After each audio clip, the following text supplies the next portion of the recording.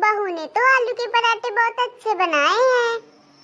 मेरी बहू के हाथों में कमाल है कमाल। उसके हाथ की कोई भी चीज बनी खा लो तो मन मस्त हो जाता है। क्या स्वाद बनाती है मेरी बहू। सच में पता नहीं इसके हाथों में क्या है। मैं चाहे जितना अच्छा बनाऊं कुछ भी चीज, पर मुझसे इतना अच्छा नहीं बनता जितना अच्छा मेरी बहू बनाती है।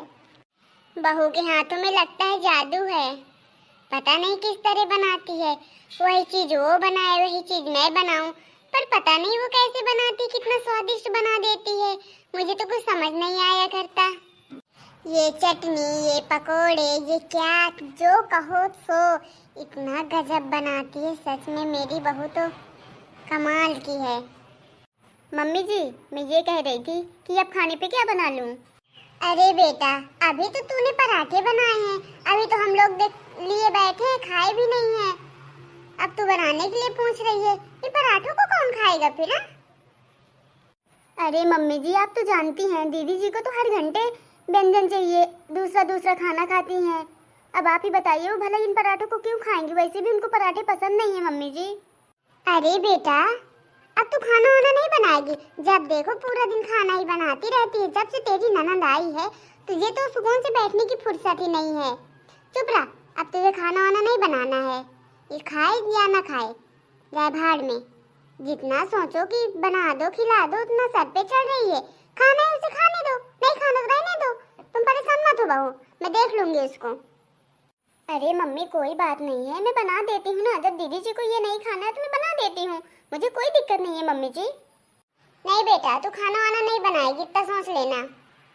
अरे क्यों मम्मी जी, अब आपको पता है दीदी जी को ये नहीं पसंद है तो बना देती हूँ। तुझे मेरी बात नहीं सुनना लगता है ना बहू? और सुन बहू, अब सीधा शाम को खाना बनेगा। अभी तेरी बड़ी बुआ आ रही है। अब पता है बहू, तेरी बुआ को भी ना व्यंजन खाने की आदत पड़ी है। उनको हर घंटे दूसरा दूसरे प्रकार का खाना चाहिए। तो क्यों तू परेशान हो रही है? वो भी आ जाए तो फिर तू बनाना इकट्ठा बैठ के, वरना तो पूरा दिन खाना ही बनाती रहेगी। जाके तू आराम कर ले कुछ देर, है ना? सच में मम्मी जी, बुआ जी आ रही हैं? मैंने तो बुआ जी को कभी देखा ही नहीं है। अरे बेटा, वो बुआ नहीं, आफत है आफत। इतनी मोटी कि अब मैं तुझे क्या बताऊं कि कम से कम 4 कुंटल की होंगी वो बुआ। क्या मम्मी जी, 4 कुंटल की? वो कोई बुआ जी हैं या फिर हाथी? इतना तो हाथी भी ना होता होगा। क्या मम्मी जी, आप भी ना कैसी बातें कर रही हैं? अरे बहू, मैं सच कह रही हूँ, वो ऐसी ही हैं। इतनी मोटी कि अब ना पूछो। वो समझ लो एक काम भी अपने से नहीं कर पाती हैं। ये समझ लो वो नहा भी नहीं अपने से पाती हैं। आएंगी फिर कहूँगी, भाभी मेरे कपड़े धुल दो, भाभी मुझे नहला दो, भाभी ये कर दो, भाभी वो कर दो। अब समझ लो ना, बैठने की फुर्सत नहीं मिल सकती वो आ जाए तो।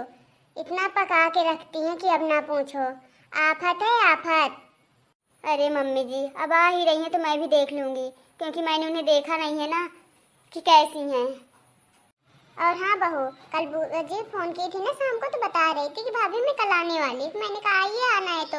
और हाँ, बहुत उनके आगे पीछे मत डोलना, वरना तुझे पका के रख देंगी। क्योंकि उनको ना इतना काम करवाती हैं कि अब मैं क्या बताऊँ बहू। सच में तुझे, अब तेरी शादी में नहीं आ पाई है तो तू जानती नहीं है उनको।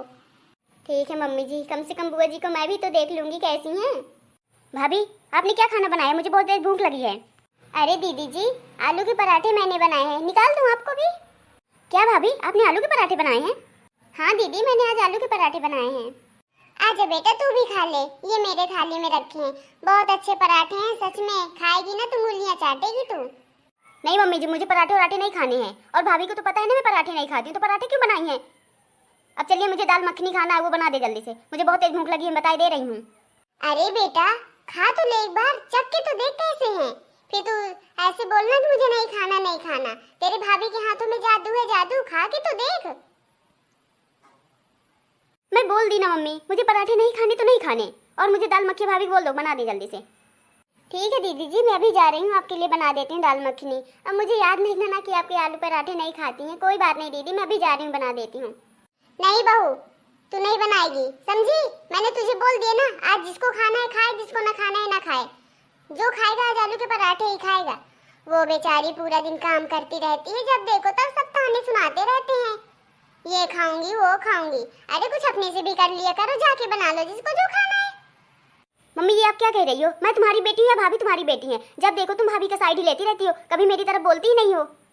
मैं बोल दी ना मुझे पराठे नहीं खाने तो नहीं खाने, और भाभी से बोली मुझे बनाए दूसरा खाना, बस हो गया।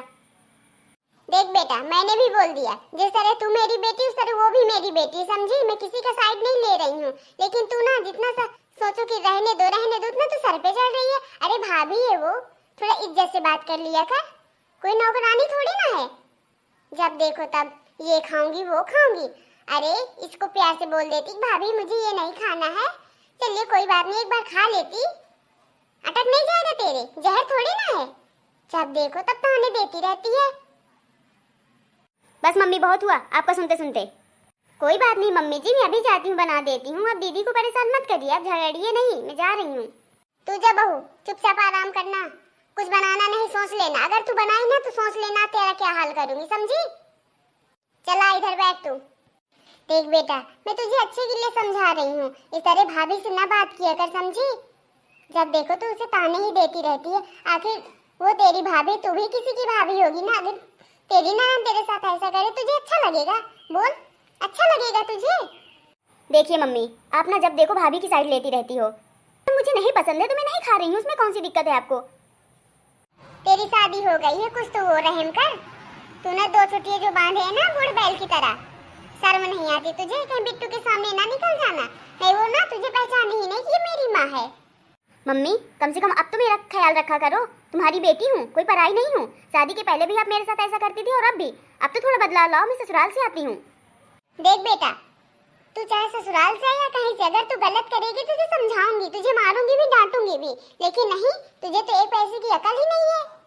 पता नहीं किस उसमें की बनी है, मैं तुझे कुछ कह नहीं पा रही हूँ क्योंकि तू ससुराल से आई है। आप कहना भी नहीं मम्मी, समझी? मुझे तो इतनी गुस्सा आ रही है, लगता है मैं अपने ससुराल ही चली जाऊँ, मुझे वहीं सुकून रहता है। यहाँ जाओ ना तो आप कभी उससे प्यार से बात ही नहीं करती हैं।